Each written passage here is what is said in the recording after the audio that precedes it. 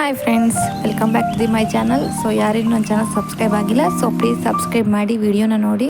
Friends, ನಾನಿವತ್ತು ರುಚಿಯಾದಂತಹ ಹಾಗೂ ಟೇಸ್ಟಿಯಾದಂತಹ ಶಾವಿಗೆ ಪಾಯಸನ ಮಾಡೋದು ಹೇಗೆ ಅಂತ ತೋರಿಸ್ತಾ ಇದ್ದೀನಿ.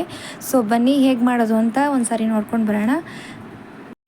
ಮೊದಲು ನಾನಿಲ್ಲಿ ದಪ್ಪದಂಥ ಒಂದು ಕಾಯಿನ ತುರ್ಕೊಂಡು ಅದನ್ನು ಜಾರಿಗೆ ಹಾಕಿ ಅದ್ರ ಜೊತೆಗೆ ನಾನು 4 ಏಲಕ್ಕಿ ಕಾಯಿನ ಹಾಕಿ ಅದನ್ನು ನುಣ್ಣಗೆ ರುಬ್ಕೊಂಡಿದ್ದೀನಿ. ಸೊ ನೋಡ್ತಾ ಇದ್ದೀರಲ್ಲ, ಇಲ್ಲಿ ನುಣ್ಣಗೆ ರುಬ್ಕೋಬೇಕು.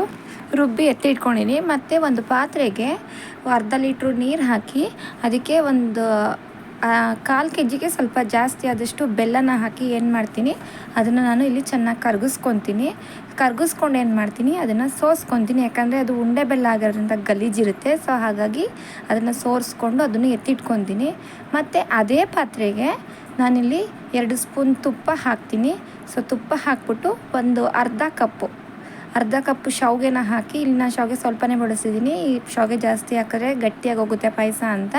ಸೊ ಅರ್ಧ ಕಪ್ ಶಾವಿಗೆನ ಹಾಕಿ ಏನು ಮಾಡ್ತೀನಿ, ಅದನ್ನು ಚೆನ್ನಾಗಿ ಫ್ರೈ ಮಾಡ್ಕೊತೀನಿ. ಸೊ ಮಧ್ಯದಲ್ಲಿ ಏನು ಮಾಡ್ತೀನಿ, ಸ್ವಲ್ಪ ಬ್ರೌನ್ ಆದ ತಕ್ಷಣ ಅದಕ್ಕೆ ದ್ರಾಕ್ಷಿ ಮತ್ತು ಗೋಡಂಬಿನ ಇವಾಗ ಈ ಹಂತದಲ್ಲಿ ಹಾಕ್ಕೊಂಡು ಅದನ್ನು ಸಹ ಚೆನ್ನಾಗಿ ಫ್ರೈ ಮಾಡ್ತೀನಿ. ಇಲ್ಲಿ ಶಾವಿಗೆ ಸೀಸ್ಬಾರ್ದು, ಸೊ ಗೋಲ್ಡನ್ ಬ್ರೌನ್ ಆಗಬೇಕು.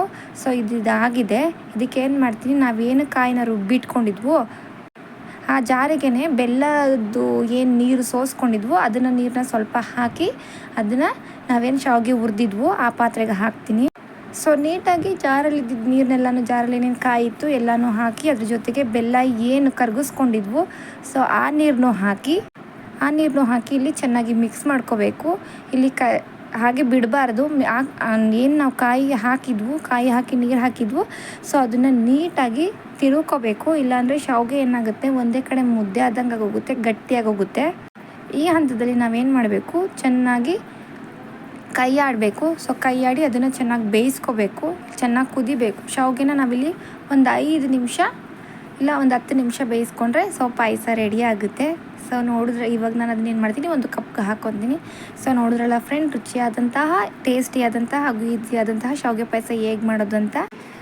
ಸೊ ಮನೆಯಲ್ಲಿ ನೀವು ಒಮ್ಮೆ ಟ್ರೈ ಮಾಡಿ ಹೇಗೆ ಬಂದಿದೆ ಅಂತ ತಿಳಿಸಿ. ಸೊ ಲೈಕ್ ಮಾಡಿ. ಐ ಹೋಪ್ ಈ ವಿಡಿಯೋ ಇಷ್ಟ ಆಗಿದೆ. ಶೇರ್ ಮಾಡಿ, ಕಮೆಂಟ್ ಮಾಡಿ. ಥ್ಯಾಂಕ್